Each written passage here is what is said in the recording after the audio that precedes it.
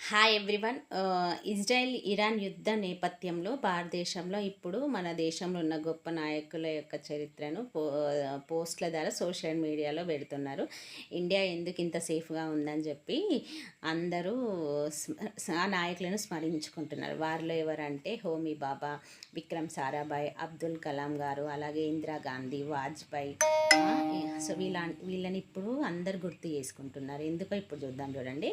అయితే అమెరికా అణుశక్తిని ఉపయోగించి జపాన్పై వేసినప్పుడు ప్రపంచంలో అందరు అణుశక్తి ఉండాలని అన్ని దేశాలు కోరుకున్నాయి సొంతంగా. సో అలాంటి ప్రపోజలే మన హోమీ బాబా గారికి ఎందుకు మన ఇండియాకు కూడా ఉండొద్దని చెప్పి అలాంటి ఆలోచన తట్టిందన్నమాట. సో ఈ ఆలోచనే అప్పుడున్న ప్రధానమంత్రి లాల్ బహదూర్ శాస్త్రి దగ్గరికి ప్రపోజల్ చేరవేస్తే ఈ ప్రపోజల్ని లాల్ బహదూర్ శాస్త్రి గారు యాక్సెప్ట్ చేశారు. సో ఇది ఆచరణలో పడవకముందే ఇక వాళ్ళు అనూహ్యంగా చనిపోవడం అనేది జరిగింది. లాల్ బహదూర్ శాస్త్రి గారేమో ఫ్లైట్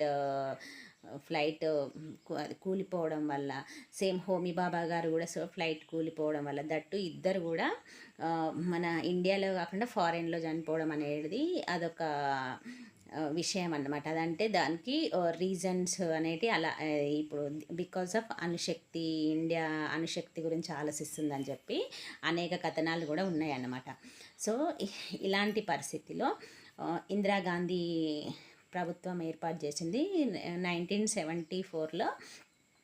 ఈ మనకు కూడా అణుశక్తి ఎందుకు తయారు చేసుకోవద్దు, ఫార్ములా ఎందుకు తయారు చేసుకో ఇందిరాగాంధీ తర్వాత పివి నరసింహారావు గారు అణుశక్తి ఇండియా కూడా చేయాలనుకుంటుంది, మేము దానికి నిధులు సమకూరుస్తాం, అలాగే దీన్ని మేము శాంతియుతంగా చేయాలనుకుంటున్నాం, ఏ దేశాలపైన ఉపయోగించమని చెప్పి నిధులు సమకూర్చడం ట్రై చేసిండు. అది అప్పుడు సాధ్యం కాలేదు. అయితే వాజ్పేయి ప్రభుత్వం అధికారంలోకి వచ్చిన తర్వాత అబ్దుల్ కలాం గారు మిసైల్ మ్యాన్ ఆఫ్ ఇండియా రాత్రిపూట, ఎందుకంటే మన దేశం పైన అమెరికా యొక్క నిఘా వర్గాలు ఉన్నాయి కదా, సో రాడార్ రాత్రిపూట ఒక సైనికుని వేషంలో పోక్రాన్ 2 అణుశక్తిని టెస్ట్ చేయడం జరిగిందనమాట. ఈ టెస్టింగ్ అనేది విజయవంతమైంది. ఎప్పుడైతే విజయవంతమైందో వాజ్పేయి గారు, మేము అణుశక్తిని విజయవంతంగా టెస్ట్ చేయడం జరిగింది, మా దగ్గర అణుశక్తి ఉన్నది, మేము ఇది ఏ దేశం పైన ఉపయోగించాం, శాంతియుతంగానే మేము దీన్ని టెస్ట్ చేసుకున్నామని చెప్తే మళ్ళీ మన దేశం పైన అమెరికా అనేది ఆంక్షలు విధించింది.